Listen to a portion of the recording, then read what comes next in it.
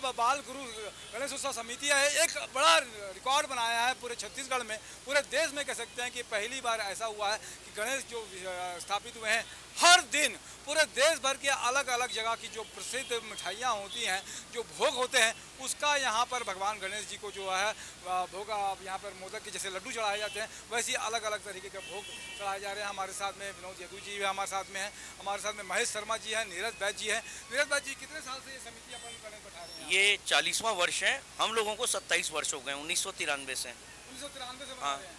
क्या खासियत है इस बार गणेश में? इस बार मैंने जैसा सुना कि पूरे छत्तीसगढ़ में या पूरे देश भर में पहली बार ऐसा हुआ है, देश के कई अलग अलग हिस्सों से जो उसकी खासियत है, जैसे आज कामठी का लच्छे वाला रबड़ी है। जी हाँ, पहले बीकानेर का लेके आए, क्या क्या लेके आएंगे?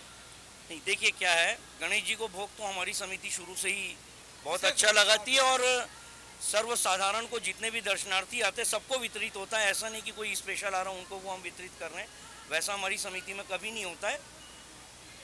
और हमारी समिति जो है वो औपचारिक रूप से चंदा भी बहुत सेलेक्टेड लोगों से लेती है, बाकी हम सदस्य ही मिलकर सारी व्यवस्था करते हैं।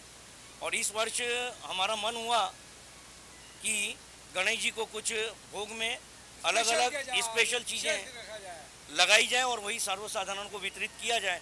तो इस कड़ी में बीकानेर के प्रसिद्ध दुकान का केसर पेठा था, कामठी की रबड़ी आज है, कल कलकत्ता से आगे मुर्शिदाबाद है, वहाँ की छुहारे की मिठाई थी।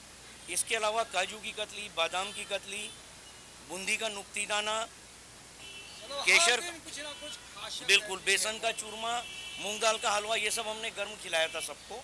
काजू किशमिश का प्रसाद भी लगाया गया था गणेश जी को, और मोदक और बूंदी तो रोज अलग से रहता ही है। क्या कहेंगे महेश भाई, किस तरीके का आपका बड़ा आयोजन है?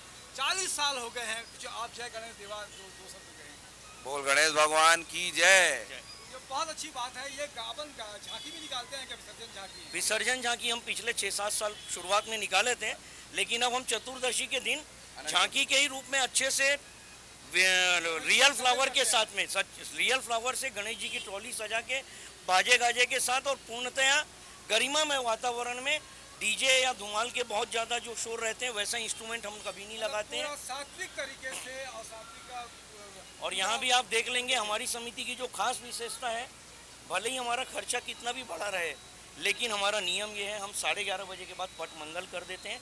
चाहे कितना भी रश रहे, चाहे संडे का दिन रहे, उससे हमें कोई फ़र्क नहीं पड़ता। गणेश जी को 11:30 बजे बिल्कुल शयन करा दिया जाता है। आप यहाँ से 11:35, 11:40 को निकल जाइए, आपको पट मंगल मिलेगा, यहाँ की लाइटें बंद मिलेगी।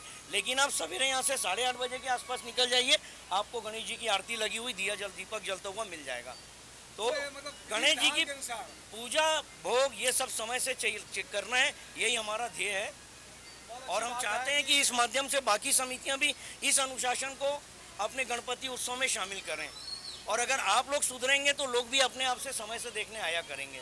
बहुत अच्छी बात है कि भगवान गणेश जो है विघ्न हरता है, तो हमें इस तरीके से पूजा पाठ विधि विधान के अनुरूप और सादगी के साथ में, उत्साह के साथ में कुछ नया करते रहना चाहिए। नीरज भाई, आपका नीरज बैद जी थे हमारे साथ में, महेश शर्मा जी है, गोपाल शर्मा जी हमारे साथ में, इन सब का धन्यवाद। मेरे साथ में दिनेश साहू जी भी है। जय जोहार, जय गणेश देवा। जय गणेश।